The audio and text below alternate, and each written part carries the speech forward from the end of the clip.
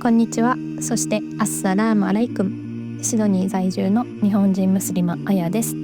この番組イスラムの扉では、改宗ムスリマの私アヤがイスラムの教えやリアルな暮らしをゆるりとお届けします。ぜひ最後まで聞いていってください。誰かのことをどうしても許せないとか、あの出来事をどうしても水に流すことができないとか、はたまた自分についてなかなか自分が過去にしてしまったことを許せないとか、そういうネガティブな気持ちって誰しも一度は思ったことがあるんじゃないかなと思います。でもその許せないっていう重荷を持つことで、むしろ自分の方が苦しくなるっていうのはみんなが知ってることですよね。で、今回はイスラムの教えを通して許しが持つ偉大な力っていうところを、一緒に探っていきたいと思います。今回はですね、3つのステップで、進めます。1つ目は、神の許しを得る鍵について。で、2つ目は預言者ムハンマドの、ストーリーから学ぶ許しについて。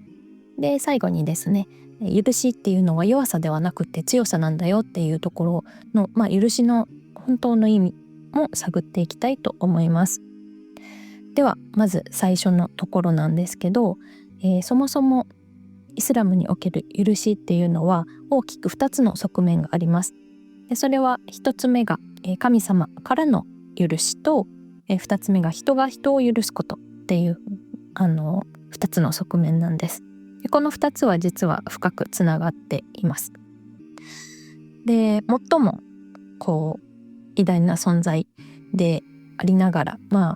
特に日本では最も誤解されているかもしれないのがアッラー、神様のことだと感じます。イスラム教イコール厳しいとか怖いとか、そういうイメージを持っている方もまだまだ多いみたいなんですけれども、もちろんその不正義に対する公正さ、厳しさっていう側面はあるんですが、コーランがですね、繰り返し強調するのはアッラーが、神様が許しの源であるっていう、姿になります。で、神様の、99の美しい特徴、お名前っていうのがあるんですけど、その中にもですね、最もよく許すお方、よく罪を覆われるお方、つまりこれも許しですね。で、あとは最も慈悲深きお方とかっていう形で、許しとか慈悲を表すものがとってもたくさんあります。で、コーランには許しを与えるお方っていう名前の章があったりとか、あとは、アッラーの神様の許しっていうのが600ページぐらいのクラーンですけれども、許しっていう言葉が200回以上、また慈悲については300回以上繰り返されています。で、そもそもイスラムでは人間は誰でも間違いを犯す不完全な存在だっていうふうに考えられていて、で、大切なのはその間違いを犯してしまった後にどういうふうに向き合うかっていうところに焦点が当てられています。で、アッラー、神様からの許しを得るために私たち人間に強く勧められているのが他者を許すことになっています。で、自分を傷つけた相手を許すっていうのはあんまり簡単なことではないと思うんですけれども、クルアンでは人を許すっていう行為が巡り巡って自分自身も自分自身に最大の恩恵をもたらすんですよっていうようなことを、教えています。クルアン24章22節の抜粋なんですけど、彼らを許し多めに見てやるがいい。アッラーがあなた方を許されることを望まないのか。本当にアッラーは寛容にして慈悲深くあられる。この一節が示すのは、私たちが他者を許すことによって私たち自身も神様からの許しを得るふさわしい存在になるっていうようなところなんですね。なので許しっていうのは相手のためでもあるし、自分のためでもある。で、自分が神様の慈悲に近づくための鍵になるっていうふうに言えるかなと思います。で、次のポイント、預言者ムハンマドの、ストーリーについてなんですけど、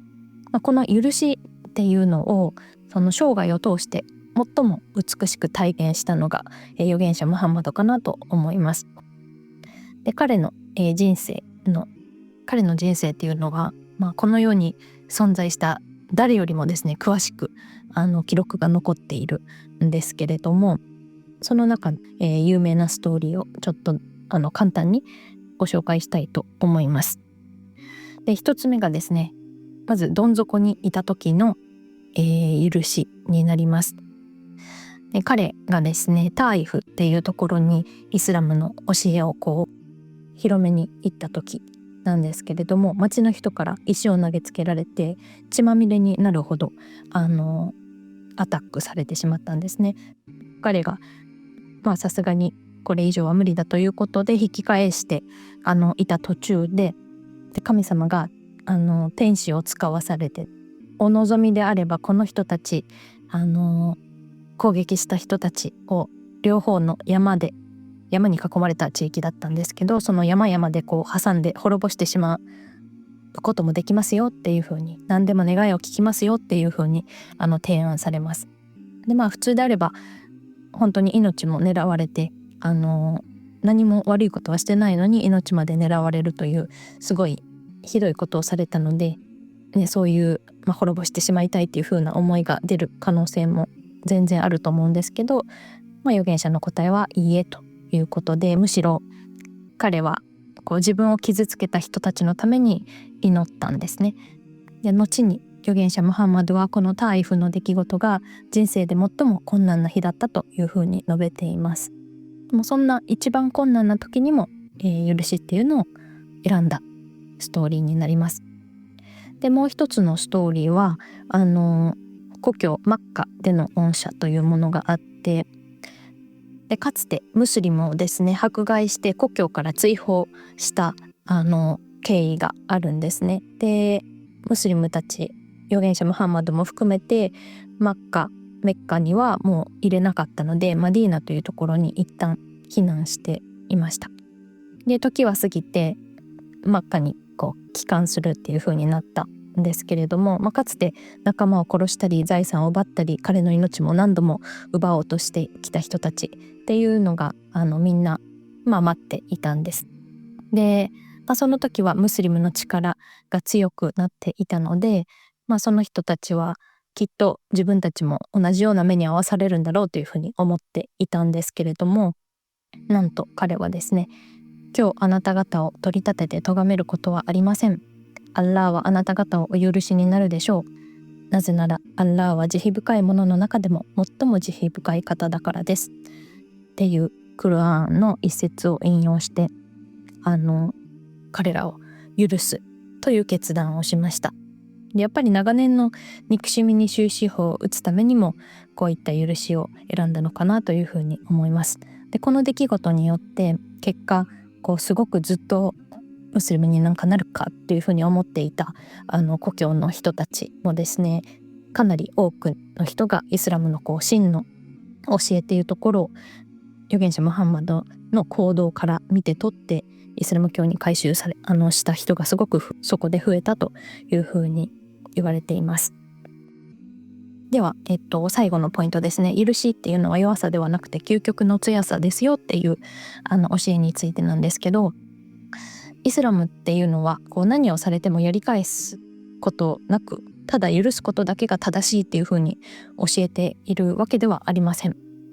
不正に対して自分を守って公正な報復を求める権利っていうのを明確に認めています。で、ただですね、クルアーンではその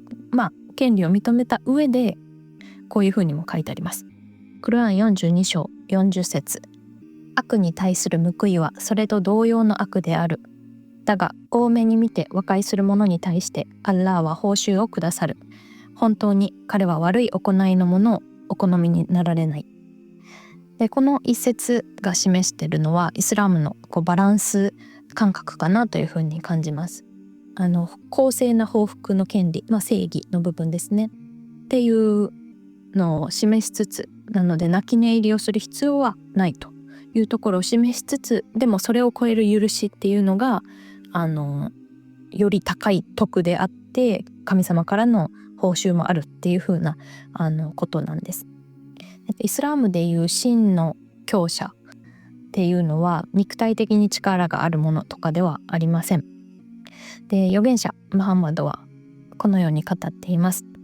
強者とは力で人々を打ち負かすものではない。真の強者とは怒りを覚えた時に自分を制することができるものである。なので預言者ムハンマドの、物語、人生の出来事で許しを彼が常に選んできたのは無力からの泣き寝入りではなくって、自分の感情をコントロールした上で行われた究極の強さの証明だったというふうに言えるんじゃないかなと思います。でイスラムは決して不正を見過ごせっていうふうには言いませんし、でも同時に憎しみの連鎖を断ち切ってより高い次元の平和を築くために許しっていう選択がいかに尊いものであるかっていうのを教えてくれているかなと思います。はい、今回は許しの持つ偉大な力についてお話ししてきました。もちろん辛い苦しい感情に蓋をしたまま無理に許す必要はないかなと思うんですけども、イスラムが教えてくれるのは許そうっていうふうに試みること、まずその一歩を踏み出すこと自体に大きな価値があるっていうふうなことかなと私は理解しています。で面白いことにイスラムが1400年以上も前から説いてきたこの許しの力っていうのは今現代の科学によっても裏付けがされています。人を許す習慣っていうのはストレスを軽減したりとか心臓病のリスクを下げたりとか、そういった形で心も体も両方を健康にしてくれるっていう風に科学的にも証明がされているみたいです。でこのエピソードがあなたの心の中にある重荷を少しだけでも下ろす小さなきっかけとなればとても嬉しいです。でブログイスラムの扉に今回の元になった記事を掲載しています。今回のお話はかなりはしょった内容になっているので、もし詳しく、見てみたいなって思う方がいらっしゃったらぜひ概要欄にリンクを貼っているので、そちらの元の記事についてもご確認いただけますと幸いです。あとよろしければぜひ番組のフォローレビューもお願いします。ではまた次のエピソードでお会いしましょう。アッサラームアライクム。あなたに平安がありますように。